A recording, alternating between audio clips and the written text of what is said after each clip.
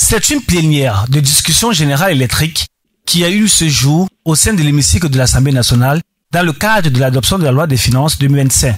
Présidée par le très honorable Kavaye Guédibril, les travaux ont abouti à l'approbation d'un budget équilibré en ressources et en emploi à 7 317,7 milliards de francs CFA, marquant une hausse de près de 39,6 milliards par rapport à 2024.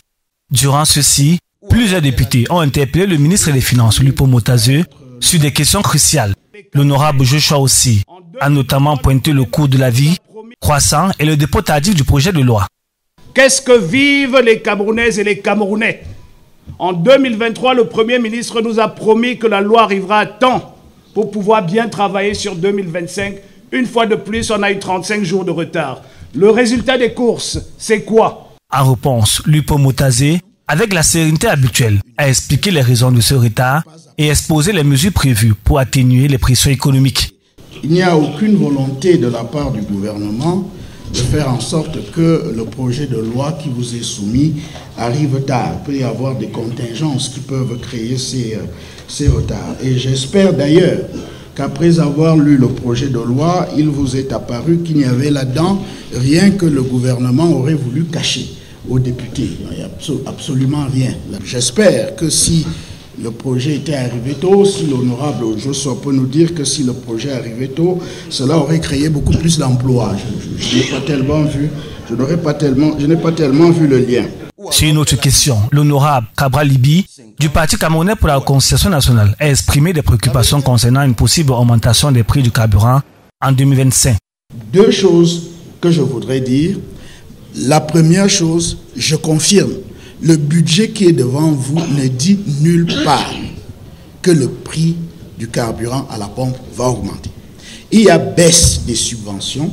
Il y a baisse des subventions tout simplement parce que le prix à l'international a baissé.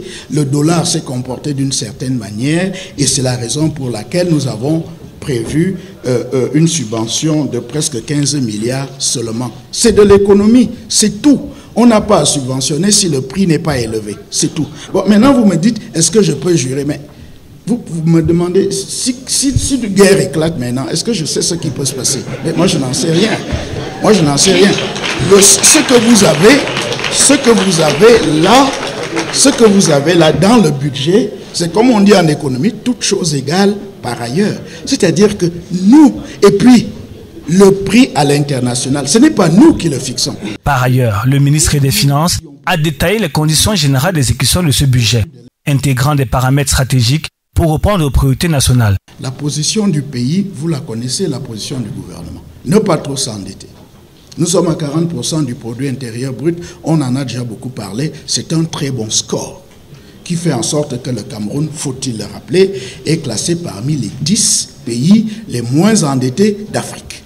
Donc, ne nous endettons pas beaucoup. Ok, si on ne recourt donc pas beaucoup à la dette, il reste quoi? Et je peux vous dire que si on avait cet argent, c'est-à-dire si on n'avait pas cette guerre, mais c'est des ressources qui auraient été affectées à l'investissement, vous êtes d'accord avec moi? Et on aurait fait beaucoup de choses. Donc ce que vous proposez, c'est des choses qui sont possibles, mais nous faisons face à une situation qui est extrêmement complexe. Le projet de loi de finances numéro 2074-PJL-AN a finalement été adopté à l'unanimité par la majorité des élus, marquant une étape clé pour la gestion économique du Cameroun en 2025. La prochaine étape est le Sénat, à quelques jours seulement de la clôture de la session ordinaire